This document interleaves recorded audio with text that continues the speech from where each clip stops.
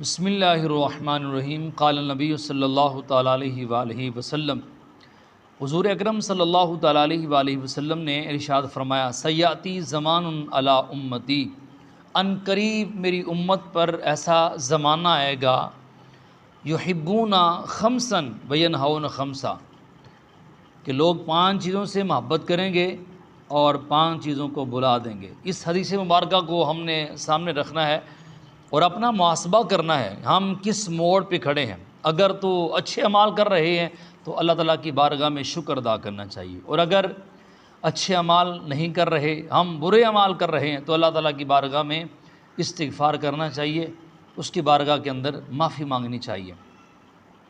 حضور نے فرمایا 5 چیزوں سے لوگ محبت کریں گے اور 5 چیزوں کو بھلا دیں گے۔ سب سے پہلے حضور اکرم صلی اللہ تعالیٰ علیہ وآلہ وسلم نے ارشاد فرمایا،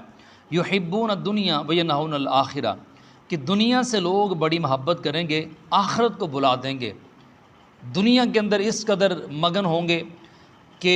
آخرت ان کو یاد نہیں رہے گی کہ ایک دن مرنا ہے، اور مرنے کے بعد اللہ تعالیٰ کی بارگاہ کے اندر حاضر ہونا ہے،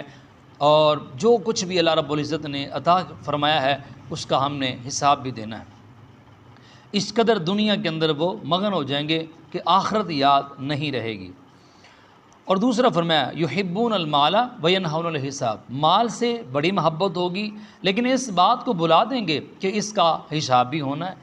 اب مال چاہے وہ حرام کا آتا رہے، وہ کسی کا حق مار رہے ہوں، وہ سود کا ہو، وہ حرام کا ہو، وہ چوری کا ہو، مطلب جیسا بھی مال ہے نا، آ جائے ایک مرتبہ اس قدر محبت ہوگی مال کے ساتھ۔ وینہون الحساب، سرکار فرماتے ہیں کہ لوگ اس بات کو بھلا دیں گے کہ اس مال کا اللہ تعالیٰ کی بارگاہ میں حساب بھی ہونا ہے کہ مال کہاں سے کمایا اور کیسا خرچ کیا۔ تیسرا، میرے اور آپ کے کریم آقا صلی اللہ تعالیٰ علیہ وآلہ وسلم نے ارشاد فرمایا، یحبون الخلق وینہون الخالق، لوگ ایسے ہوں گے مخلوق سے تو بڑی محبت ہوگی لیکن خالق کو بھلا دیا جائے گا۔ لوگ اللہ رب العزت کو بھول جائیں گے، مخلوق سے محبت ہوگی، بس دنیا کیا کہے گی، دنیا کے ڈر سے اللہ رب العزت کے احکام کو چھوڑ دیا جائے گا، اللہ رب العزت کی آیات جو ہے اس کا مذاق اڑایا جائے گا، اللہ رب العزت سے محبت نہیں ہوگی، مخلوق کی بڑی فکر ہوگی اور مخلوق کے ڈر سے سارے کام ہوں گے، یعنی خالق کو بھلا دیا جائے گا، مخلوق سے بڑی محبت ہوگی۔ اور آگے چوتھا فرمایا کہ یحبون الذنوب وینہون التوبہ، گناہوں سے لوگ بڑی محبت کریں گے، توبہ کو بھول جائیں گے۔ یعنی آج بھی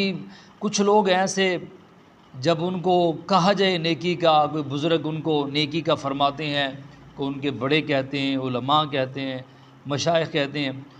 تو وہ آگے سے یہی جواب دیتے ہیں، ابھی کون سی عمر ہوئی ہے، ابھی کون سا وقت ہے، ابھی تو ریٹائرمنٹ ہونی ہے، اس کے بعد پھر بزرگی آنی ہے، تو اس کے بعد تسبیح اور اللہ اللہ کرنا، یہی مطلب ہمارا مشغلہ ہوگا، یہی کام ہوگا، تو اب کیا ضرورت ہے توبہ کرنے کی، بھی تو وقت تو نہیں نا توبہ کرنے کا۔ تو گناہوں سے بڑی محبت ہوگی، لوگ گناہ کر رہے ہیں، اب ان کو بتایا جائے کہ بھائی یہ کام جو ہے وہ گناہ ہے، تو الٹا جو بتانے والا ہے اس کے لوگ خلاف ہو جاتے ہیں کہ یہ کیوں منع کر رہا ہے، وہ شادی کا موقع ہو، وہ کوئی اور موقع ہو،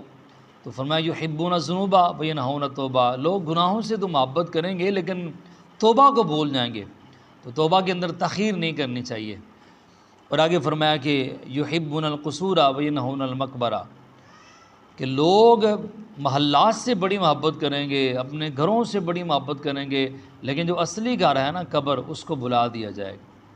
آج دیکھیں لوگ سارا سال اپنے اس گھر کے روغن اور کے اندر لگے رہتے ہیں، رنگ کے اندر لگے رہتے ہیں، اس کی بناوٹ، اس کی خوبصورتی کے اندر لگے رہتے ہیں۔ اب یہ سوسائٹی ٹھیک نہیں ہے جی، اب یہ بنگلہ ٹھیک نہیں ہے۔ اچھا گھر بنانا اچھی بات ہے، قرآن پاک کے اندر بھی ہے، وَمَسَاكِنُ تَرْضَوْنَهَا، جس گھر میں تم رہتے اس کی بڑی محبت ہوتی ہے، لیکن وہ محبت اس طرح غالب نہ آئے کہ وہاں اس محل کے اندر بندہ سویا رہے اور نماز کا وقت جاتا رہے، اور وہ محل ایسا نہ ہو کہ کسی غریب آدمی کا حق مار کے وہ محل نہ بنایا جائے، سود کا پیسہ لے کے وہ محل نہ بنایا جائے، کوئی حرام مال اکٹھا کر کے وہ محل نہ بنایا جائے، بلکہ جائز طریقے سے حلال کمائی سے مکان بنایا جائے، اس میں رہا جائے، اور اس کے اندر نماز قضا نہ ہو، وہاں نماز کا اہتمام ہو، وہاں پہ اللہ اس کے رسول کا ذکر ہو، وہاں پہ اللہ رب العزت کا ذکر ہو، سرکار کی محفلیں وہاں پہ سرکار کا نام لیا جائے، سرکار کی ذات پہ درود و سلام پڑھا جائے، یہ تو بالکل اچھی بات ہے، یہ عبادت ہے، ثواب ہے، نیکی کا کام ہے، دنیا کے اندر بھی اجر ہے، آخرت کے اندر بھی اجر ہے، اس گھر میں بھی برکت ہے۔